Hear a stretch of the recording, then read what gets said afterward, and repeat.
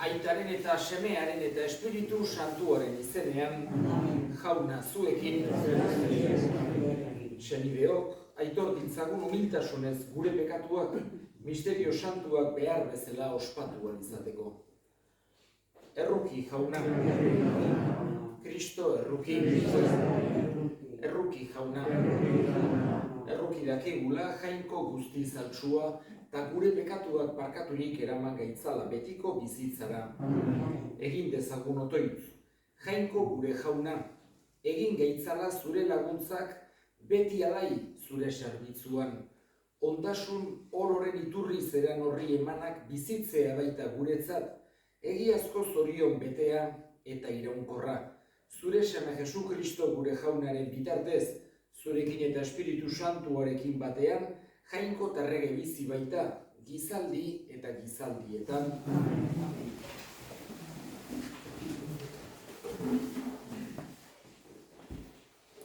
Makabearren liburutik. Egun haietan, Antioko erregearen morroi fede ukarazleak modin irira etorri ziren, opariak egin erazteko. Israeldar asko pasatu ziren haien aldera. Matatias bildu zen bere semeekin, eta erregeren morroiak honela mintzatu zitzaizkion. Zu buruzera, indartsu eta haundi hiri hontan, semeak eta senideak zure alde dituzuna. Zatoz bada, zu lehendabizi, erregeren agindua betetzera, herri guztiek, Judako gizonek eta Jerusalenen gelditu direnek egin duten bezala. Eta zu eta zure semeak erregeren adiskide izango zerate, eta aberats urre zilarretan eta beste ondasun askotan. Matatiasek ozenki erantzun zien. Erregeren arreinuko herri guztiek ari obeditu eta beren gurasoen erlijio uzten badute eta haren esanak egiten badituzte ere, nik, nere semeek eta nere senideek gure gurasoen elkargoan iraungo dugu. Zeruak gorden azala, legea eta gure ohiturak ustetik. Ez dugu entzungo erregeren esanik, gure erlijiotik ezkerrera edo eskuinera baztertuz. Hitzaldi hori bukatu zueneko, judutar bat aurreratu zen guztien aurrean, modingo aldarean oparia eskaintzera erregek agindu bezala. Hori ikusia, Matatias sumindu zen biziro eta barren guztia dardaratu zitzaion, eta haserre santuak piztuta joan zen lasterka eta aldare gainean bertan hil zuen. Aldi berean, hil zuen oparia eskaintzera behartzen zuen erregeren morroia ere, eta aldarea irauli egin zuen. Horrela agertu zuen legearen aldareko maitegarra.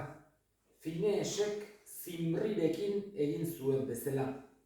Gero deadar egin zuen hirian esanez, legearen aldareko maitegarra duten guztiak eta elkargoa gorde nahi dutenak datozela nere ondoren, eta ihes egin zuten mendietara, berak eta bere semeek zuten guztia hirian utzita.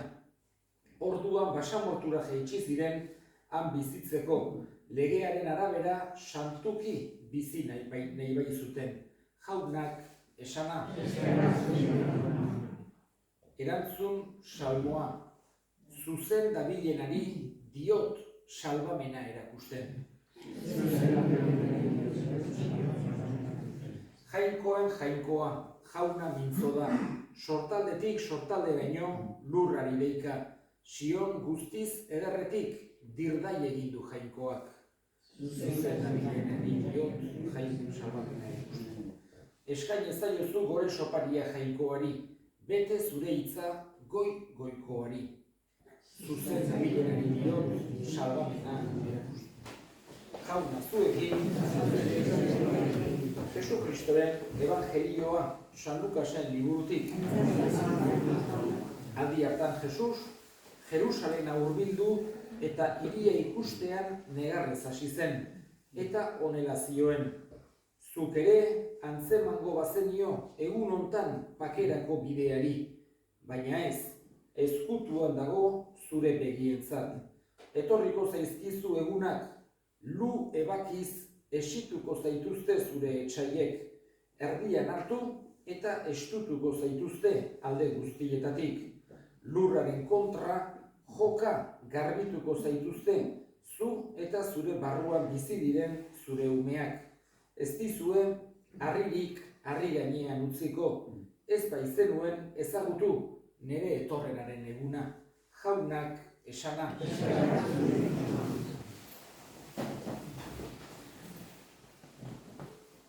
Gaurko evangelio honetan ikusi dugu Jesusek nola maite zuen Jerusalen.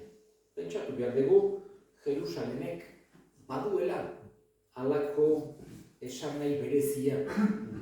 Bai, judutarrentzako, haientzako Jerusalen beti halako hiriburua izan zen, eta batez ere Jerusalenen Salomon erregeak tenplu eraiki zuen. Horregatik Jerusalen judutarrentzako oso leku berezia zen. Eta da, esan genezake, haientzat Jerusalenek izugarrizko garrantzia izan duela beti. Behin baino gehiagotan tokatu izan zaio Israel herriari Jesus jaio aurretik ere Jerusalen utzi behar izatea, beste norabaitera desarrilatua joatea. Eta Jesusek halako profezia egin zuen. Ikusten dugu Jesusek bere ahalmena bi modutara agertzen zuela.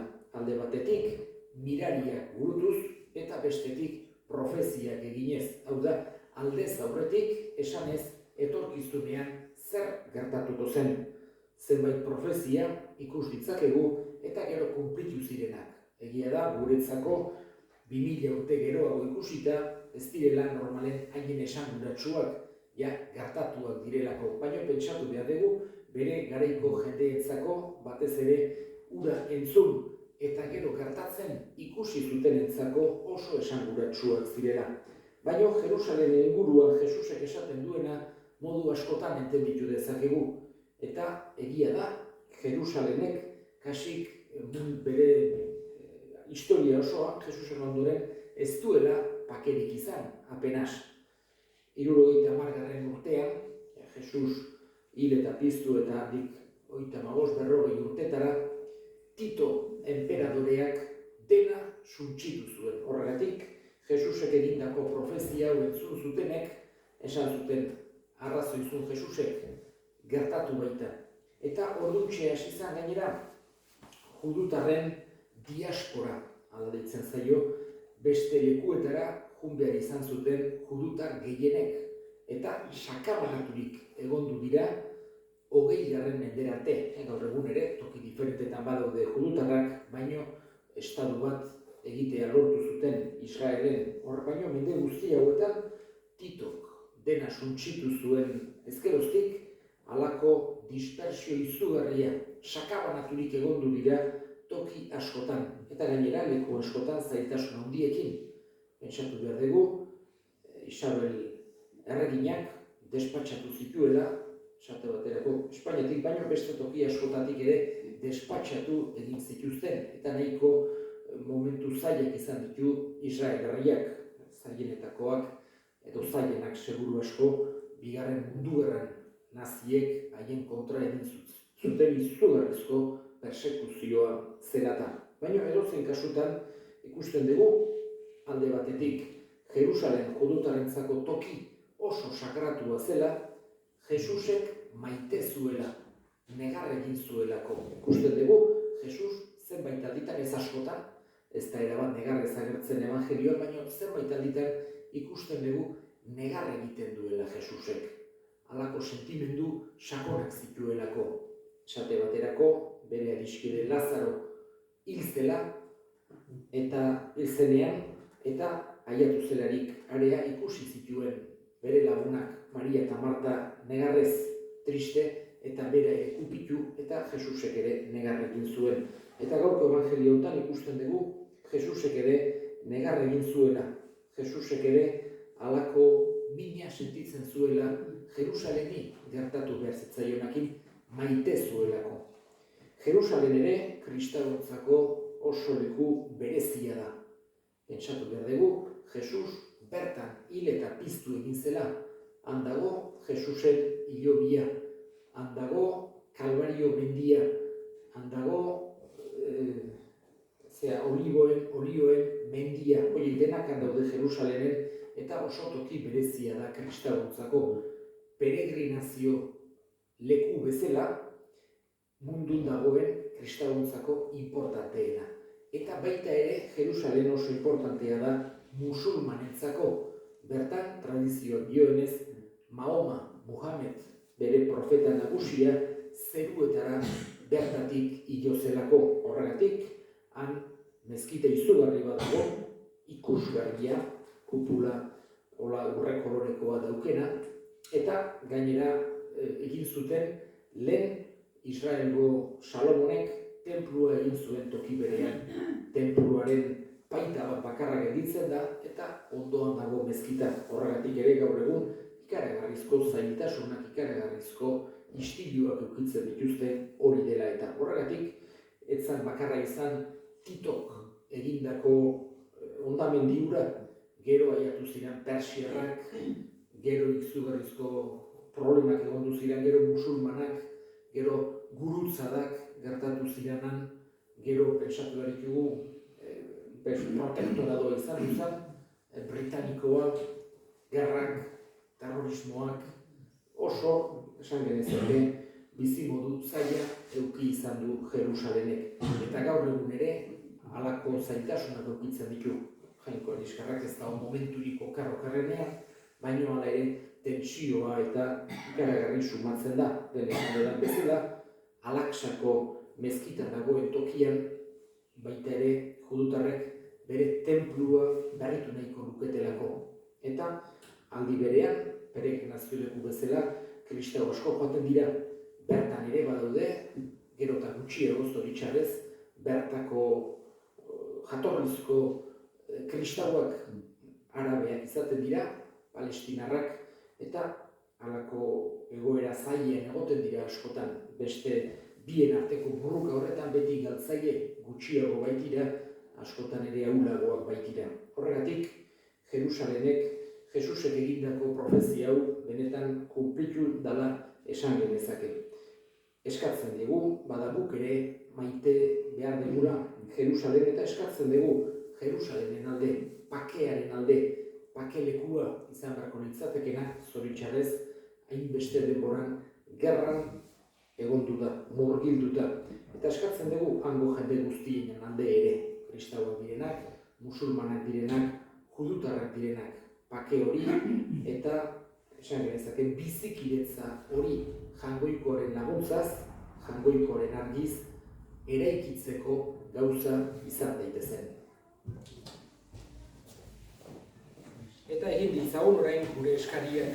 Eskatuko dugu bakearen alde mundu osoan, baina gaurko egun honetan bereziki lur santuan Jesus bizitu zan tokietan. Eskatezaiogun jaunari. Eta gure hildakoak ere gogoan hartuko ditugu gaurko meza santuan bereziki Antxon Atxutegi, Jose Garatea, Juli Bilabona eta Milagrosako intentzio bat. Jaunak bere baitan hartu eta handik gure alde egin dezaten eskatezaiogun jaunari. Entzuna eta ona bihotzez egiten dizkizugun eskaria Jesu Kristo gure jaunaren bitartez.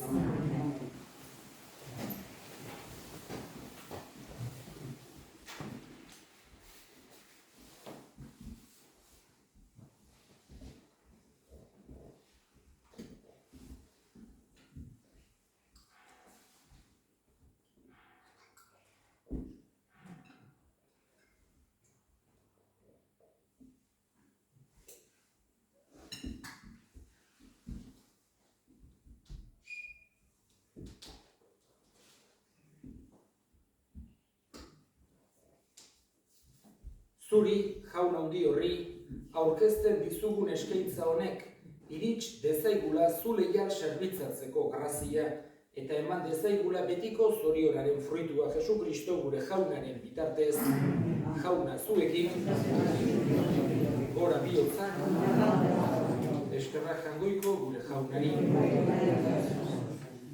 Egoki da bai eta zuzen bidezko eta salbagarri non nahi eta beti guk zuri eskerrak emateak jauna, aita guztiz santu, jangoiko al guztidun beti ereko horri, Jesu Kristo gure jaunaren bitartez. Maitasunean elkarturik, haren heriotza ospatzen baidegu, fede biziz, haren piztuera itortzen, eta itxaropen sendoz, haren aintzazko etorrera itxaroten.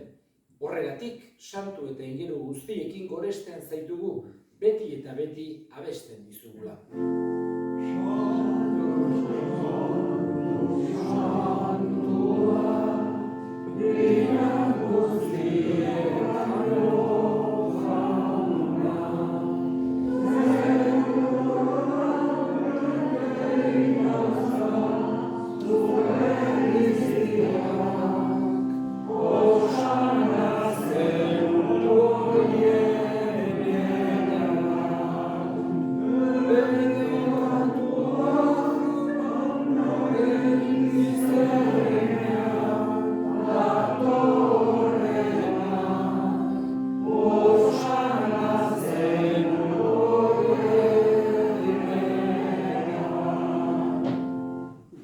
Santu zera bai jauna eta santutasun guztiaren iturri.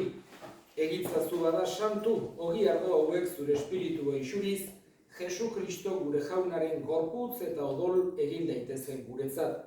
Berak saldu zutenean eta bere gogoz gurutzera zihoala, ogi hartu eta eskerrak emanez atitu zuen eta bere ikasleei eman zien esanez. Hartza zuen eta jan guztio kontatik. Hau nere gorputza data, zuentzat emango dena.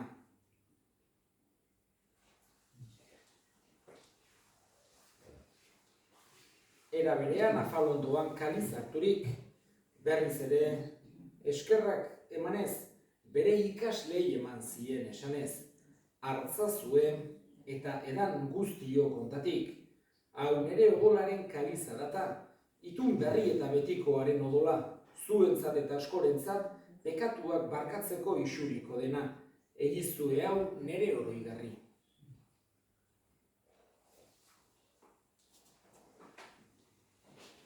Hau da, sinismenaren misterioa.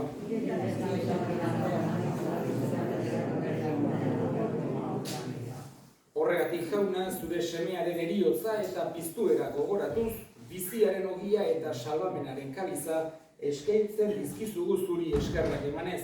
Aldarean zure sarbitzari onartu gehituzulako, eta apalik eskatzen dizugu Kristoren gorputza eta odola hartzen ditugunok, Espiritu Santuak bat egin gaitzala. Gogoan izan jauna mundu guztian zabaldurik dagoen zure eliza, eramazu maitasun osora Frantzisko gure ita santuarekin, Frantzisko gure hartzaiarekin eta eliz gizon guztiekin batean. Era berean izan gogoan jauna pizteko itxaropenean joan diran gure senideak, bereziki, Antxon Atxutegi, Jose Garatea, Juli Bilabona, Milagrosako intentzioa eta hildako guztiak ere, harritzazu zure aurpegiaren argitan. Erruki zakizkigu arren, guk guztiok betiko bizia irits dezagun, Jainkoaren ama Maria Virginia Doatsuarekin, haren senar Jose Santuarekin, apostolu santuekin eta gizaldi guztietan zure adiskide izan diren santuekin, haiekin batean gore zaitzagun Jesu Kristo zure semearen bitartez. Honen bitartez, honekin eta honengan, zuri aita jangoiko alguztidun horri Espiritu Santuarekin batean, ospe eta hitza guztiak gizaldi eta gizaldi guztietan, salbatzaileak aginduta erakutsiari jarraituz, bildur gabe esan dezagun. Gure aita zeruetan zerena, santu izan beti zure izena, etor beti zure errenua, egin beti zure naia zeruan bezala lurrean ere, emaituzu gaur egunontako ogia, barkatu gure zorrak, guk egin gure zorunen barkatzen diren ezkero, eta ez guten taldean, baina atera gaitzazu hitzetik, atera gaitzazu jauna gaitz guztietatik, emailuzu bakea gure egunotan, zure errukiari esker pekatutik garbi bizi gaitezen eta estuadietan sendo, betiko zorionaren itxaropenean, Jesu Kristo gure salbatzailea noiz etorriko den zai gaudela. Jesu Kristo gure jauna zuk esana da apostoluei pakea uzten dizuet, nere pakea ematen. Begira zure Elizaren sinismenari eta ez gure pekatuei, eta zure gogoaten bezala, emaiozu Elizari pakea, eman batasuna, errege bizi baizera, gizaldi eta gizaldietan, jaunaren pakea beti zuekin. Eta eskurik eman gabe, emaiozue pakea elkarri.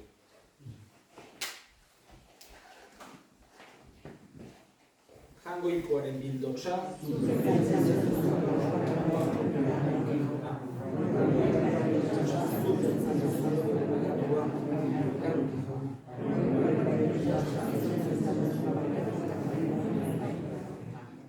hemen jangoikoaren bildotsana munduko pekatuak kentzen duena, zoriontsuak jaunaren maira deituak.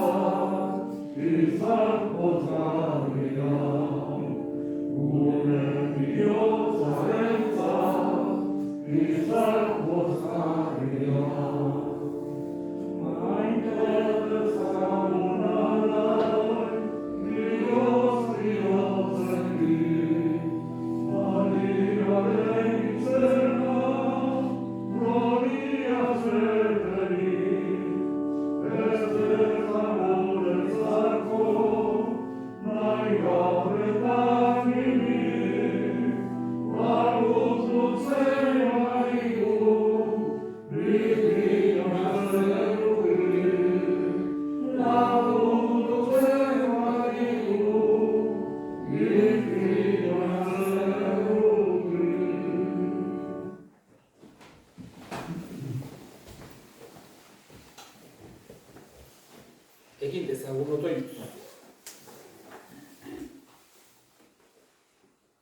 Sakramentuaren doai satuak harturik, apalik eskatzen dizugu jauna, zure semeak bere oroigarri egiteko agindu zigun eukaristia honek, haundi dezala gugan maitasuna Jesu Kristo gure jaunaren bitartez, jauna zuekin, berenka zaitzatela jainko guztiadunak aitak eta semeak eta Espiritu Santuak, zoazte jaunaren bakean.